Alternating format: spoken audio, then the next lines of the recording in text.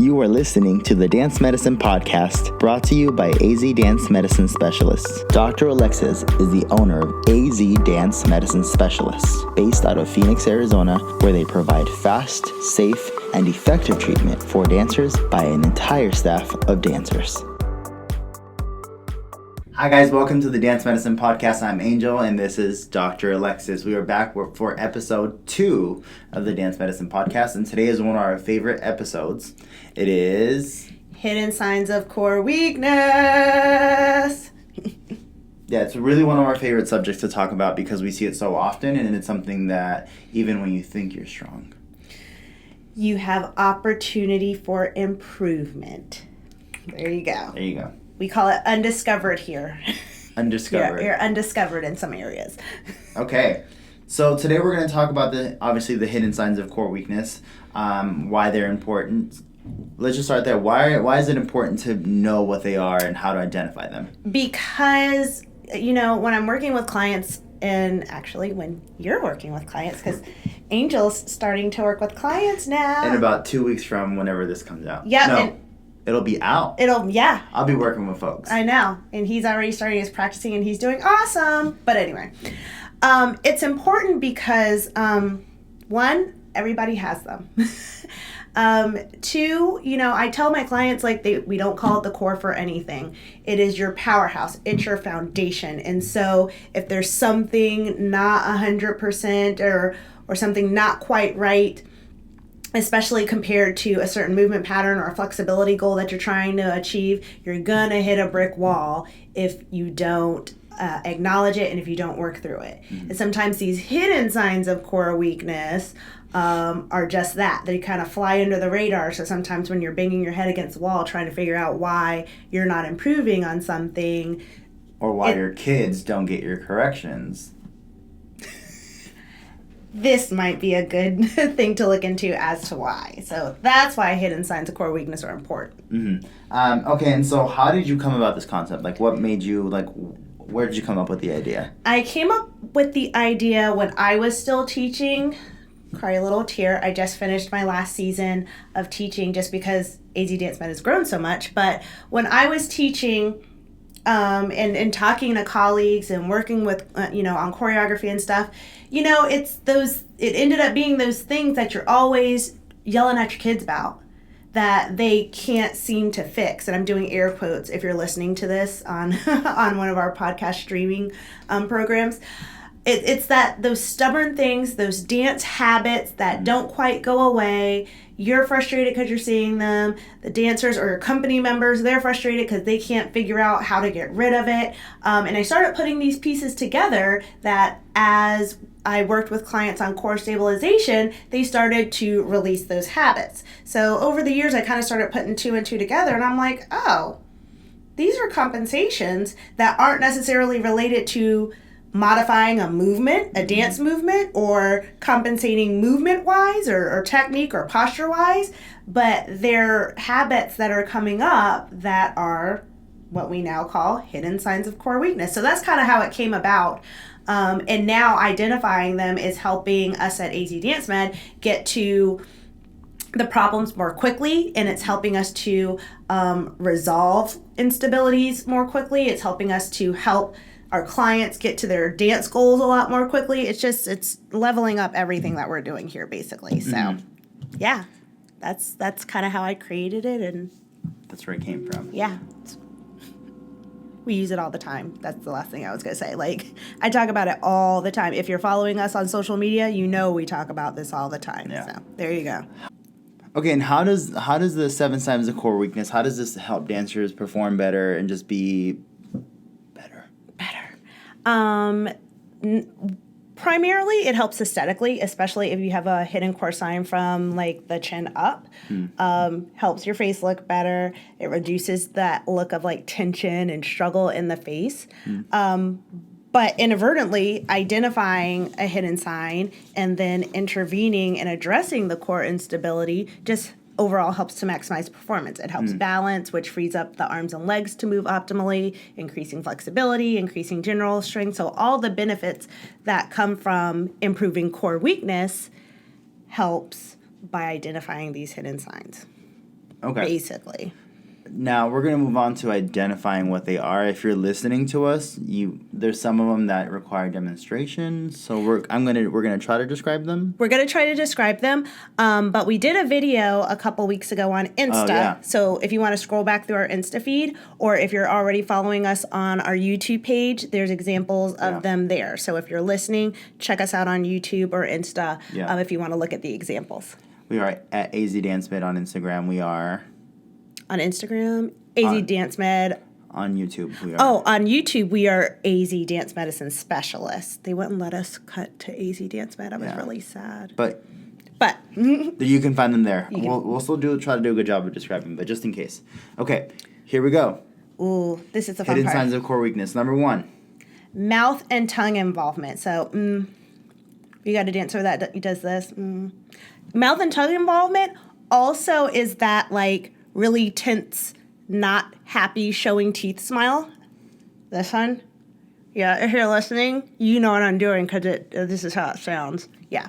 So, mouth and tongue involvement. If you're seeing any tension, any inability to change facial expressions, if they can only plaster one, like, expression on their face and they can't switch it, more than likely they're holding tension there. You might also see tension in the bottom of the chin and the neck as well. So, again, sounds like this, or biting the lips together. So,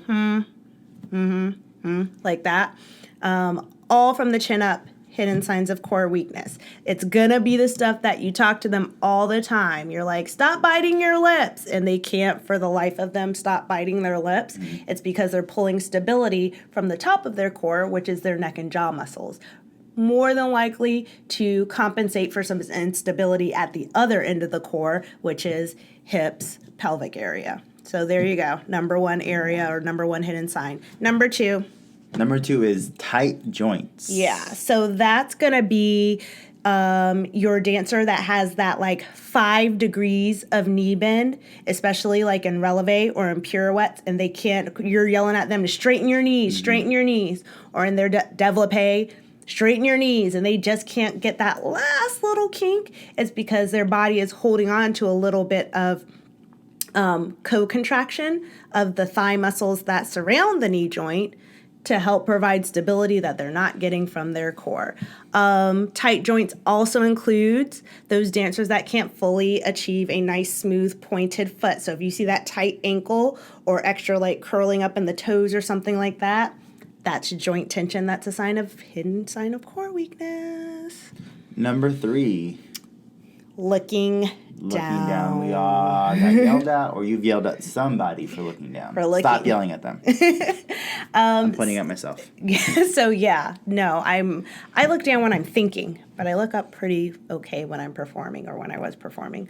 But yeah, your students who look down, particularly during performance, where that comes from is a lot of our balance, or our balance center, has to do with visual input. So how our body sees visual input, takes it in, and allows us to kind of like keep our bodies erect, keep our bodies up straight regarding or in relation to, like, the horizon. If for whatever reason your body knows that that's too much, it's going to cut that out, meaning that our body's number 1 goal is always safety. So less information to keep ourselves safe and keep ourselves free of falling is better. So it's not going to allow them to access all that visual input to have to use to be able to achieve that balance and that standing up straight. So they're not even looking to get all that visual input, because they know if they do, they're going down. So they cut it out. They just look down. That's less that they have to fight with to orient themselves so that they can keep dancing. So that's what the looking down does. Looking down may also be due to some tension. I see a lot of tension in upper and lower, but a little bit more in upper eyelids. So it has nothing to do with their sense of vision. It actually has to do with tension in the actual eyeball muscles. Their eyeball muscles can't track appropriately to get all the visual input that they need. Then their body's like, nope, that's a threat. I might fall if I can't get everything I need. We're just going to cut it all out. Again, looking down. So yeah, you might have that kid or dancer that has the occasional confidence, not necessarily feeling 100% about their performance, looking down from that perspective. But more often than not, it's related to being a hidden sign of core weakness. And as soon as you switch it, as soon as you address it, they're looking up just fine. Well, especially if it's a strong dancer that typically they're pretty stable, they're technically where they should be, and they're pretty strong overall. If they're looking down, it's something else. Yeah. It's not a confidence issue. That actually brings up you made a good point, especially if you have that student who doesn't look down, like you said, they don't look down all the time. They only look down for jumps. Certain skills. Mm-hmm. But they look up for everything else. That's definitely a dead ringer for a hidden sign of core weakness.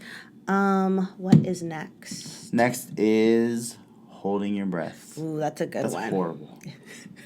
How do you dance more than 30 seconds without breathing? That's what I always said when I was teaching my kids. I'm like, how are you dancing? Because let me toss you in a pool of water. Hold your breath longer than a minute. Legit. How are you just not getting air into your body? Like, how is that your conscious choice?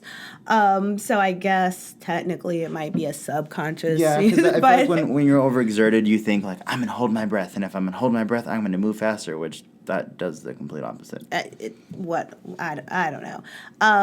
As a compensation, what holding your breath does is it increases intra-abdominal pressure surrounding your spine. So in your core area, it's literally filling up your core area with air to make it strong and stable. Mm-hmm. So if you think about like a inflated balloon, you go to squeeze it, there's tension.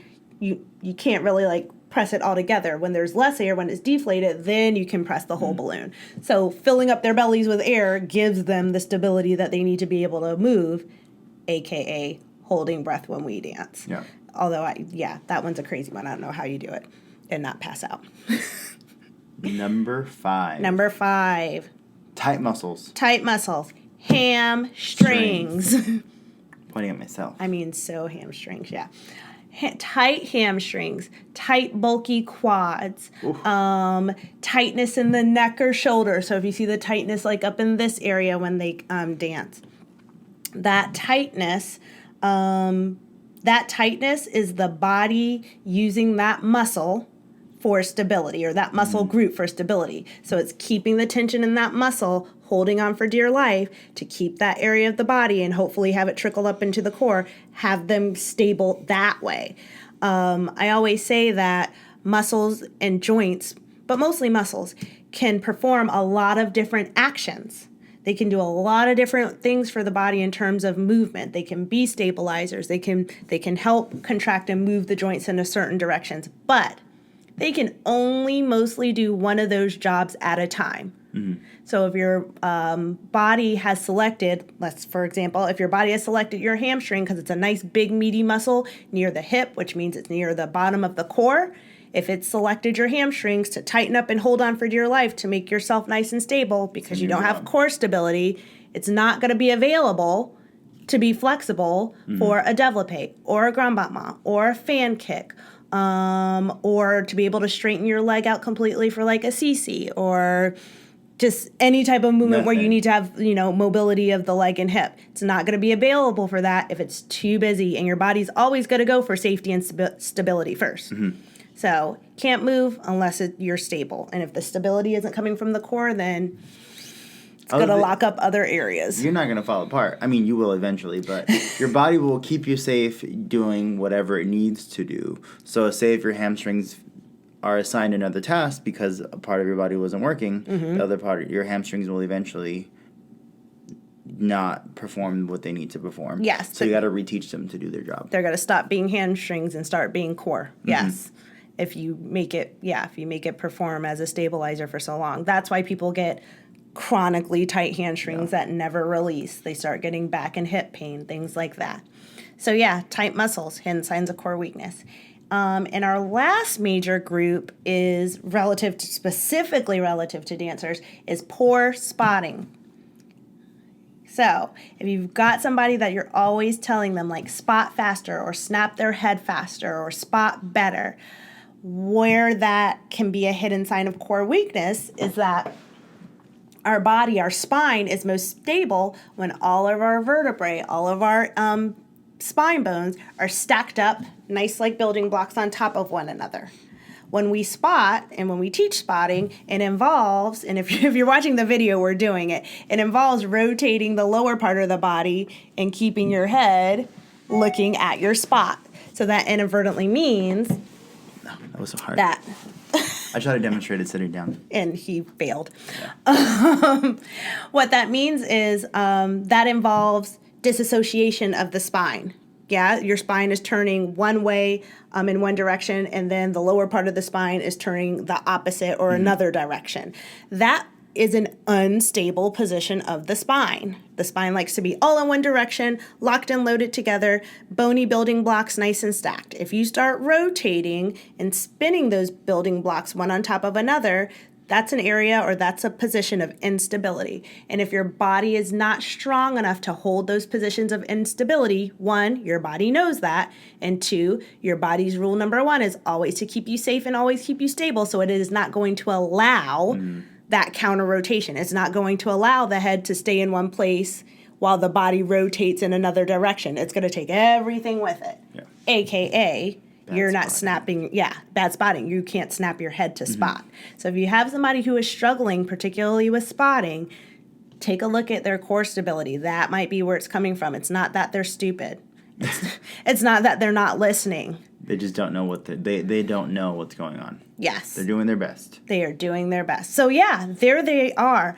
I can tease these out, and if you've been following AZ Dance Med, you've seen maybe a longer list. It can go up to kind of 15 things, and that's where we just give more specific examples. So in terms of tight joints, we talk about the knee bend specifically or the tight ankle specifically. But for the purpose of this episode, we just kind of clumped it in into tight joints in general. So you may have seen our How Strong Is Your Core card. That one has a lot more. And that has a lot more, so that it gives you an opportunity to look for specific things and check them off on your dancers. In some of our training videos, we branch it out into 7, and the 7 breaks down, I think, tight muscles a little bit more from bulky muscles. Yeah. But this list right here is the general basic, covers everything. Yeah. So one more time, mouth and tongue involvement, tightness in your joints. What's next? Looking down. You have holding your breath, tight muscles, and last but not least, poor spotting. So if you're seeing any of these things in your dancers, and I know you are, I know I do all the time. You know who these dancers are. Have a little mindset shift and think about maybe taking a look at their core stability as a possible opportunity for improvement that might help them get rid of that habit and maximize their performance. So there you go, guys. Hidden signs of core weakness. Everybody asks about them. Everybody loves them. So there you are. So how do you get rid of them? How do you get rid of them? You call us. I mean, that's duh. How do you get rid of them? You can take a closer look at core stability. So I'll give you an example. We just released the video about functional stability positions based on dance styles. So check that one out on YouTube. Just looking and having them hold a position and see if you can kind of move them out of that position. If you can move them out of that position, they've got instability in their core somewhere. So trickling down and identifying areas within the core that are weak, and then working on some just stabilization exercises to get them strong, eventually they'll start coming out of these habits. They'll start getting rid of these hidden signs as they get stronger in their core area. So I hope that kind of answers the question of how you get rid of it. You fix that core. Well, and then if you follow, like she said, if you follow us on Instagram or YouTube or on social media, we've posted a few of our favorite exercises that kind of help tackle some of these. You're right. We just did. Yeah, we did that, and then, like she said, we have a video of our testing, stability testing. So these are just we were really good at some of them, and we were really not good at some of them too. You should check out that video. It's actually pretty good. It's a good laugh. Anyway. But yeah, and then I think one exercise that you always say when in doubt, you plank it out. So a good side plank, because how many things do dancers do involve standing on one leg or standing on one side? If there's nothing else that you can think of, you can at least get your students working or your dancers working on a good stable side plank to help start building stability from basically literally from head to toe, literally along one side. So that's not like a universal fix all, but it's a good place to start. It's a very, very good place to start for addressing core issues or trying to restabilize the core. I would 100% agree with that. Do we have any tips for teachers out there? Frustrated teachers. So my number one tip, and it's funny, I flip it both ways for like teachers and students. For teachers, I say cut yourself some slack now that you recognize if your students are showing these signs, you know why they're doing it. So cut them a little slack because what do I always say? You can't get unless you give. So you got to give them an opportunity, or you have to give them the tools to stabilize their core before you can get them to release that hidden sign or that bad habit that they have. So one, recognize it, cut yourself a little slack. Don't go, stop driving yourself crazy, stop yelling at them so much. And I tell the students, you get and I'm holding the world's smallest, if you're listening in and not watching the video, like a hair's lift, you get this much slack. I tell my students, this much, because now they understand why they're doing that habit. So I cut them the tiniest bit of slack when they have the habit, but I also make sure that they are responsible for working on improving their core strength so that they can get rid of the habit. But just knowing that there's going to take time for that habit to die down, and it's not going to die down unless that core weakness is identified and there's a good effort to stabilize it. There you go. It's hard. Hang in there and trust me. I have a few students who are brilliant otherwise, but I can't get them to finish a pirouette. I can't get them without biting their teeth or their lip or their mouth, whatever. Once I started training, I'm like, okay, you can't be that angry at them.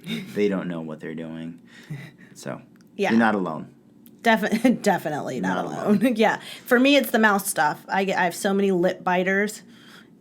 It's driving me crazy. And once I started discovering that's why they're doing it. Yeah. Here's another tip. I don't think this is on any of our videos. Maybe we need to do a little video and post it on YouTube. But if you do one of the functional stability little "Don't Let Me Move You" tests, that's on our YouTube video, on our YouTube page, one of the videos. If they go weak when you try to do the little movement, have them tap into their hidden sign of core weakness. If that makes them strong, then you definitely know that that's what they're using as a compensation. Yeah. So we just have a basic first position. If you try to move them, pushing through the hip or the shoulders, and they fall right over out of their first position and they're a mouth holder, have them bite their lips. If biting their lips, and then you go to push them at the hips and it makes them a little bit stronger, that's definitely their hidden sign of core weakness. They are definitely going and tightening up around their jaw and upper neck muscles to stabilize themselves. So then you know that habit is not going to change until you get them more stable. And when you're testing, it's pretty easy to find out. Oh, hold up. Hold that thought. Office phone. Rude. Okay. I'm back. Sorry. And it doesn't take a whole lot with the stability testing. I know some people are like, well, how much do I push? You really don't require a whole lot. Your body will give out almost immediately. It doesn't require, as a 5'10" inch man, I'm not going to put my entire weight on a 8-year-old. I'm going to clobber them. So it just requires a slight, pressure, and they'll fall apart if they're weak. And if they're strong, they will kick back right away, real good to match the amount of force that you're giving them. So you don't have to bulldoze anybody. You can do it. In the clinic, we do it on 5-year-olds and we do it on 75-year-olds. So it's not anything that you're putting a whole lot of force into. So kind of keep that in mind. Yeah, let's not go bulldozing 5-year-olds. Yeah, not good. So that's about it, guys. Hidden signs of core weakness. So we hope you learned something. Is there anything else I think we covered everything? Yeah, we were pretty efficient covering everything. Minus our little inconveniences. Our little inconveniences. It's okay. That's probably somebody with a hidden sign of core weakness. That's probably what that is. So with that being said, we gotta jam out. Yes. Because people obviously need us. Yeah. Hope you guys have a good rest of your week. Happy dancing. We will see you in November with our next podcast episode. I'm not sure what we're going to do next week, or next month, but it's going to be great. So keep an eye out on all of our social media channels, and we'll see you guys soon. Bye. Bye. Thank you for listening to the Dance Medicine Podcast, brought to you by AZ Dance Medicine Specialists. You can catch the Dance Medicine Podcast on your favorite streaming service, including Spotify, Google Play, and Apple Podcasts. Be sure to stay in touch with us through our social media. Like us on Facebook at AZDanceMed, follow us on Instagram at AZDanceMed, or send us a tweet at AZDanceMed. Don't forget to subscribe to our YouTube channel, where we post even more content. If you have any questions, comments, concerns, or simply want to suggest a topic of discussion for our next episode, feel free to reach out to us by sending an email to info@azdancemed.com.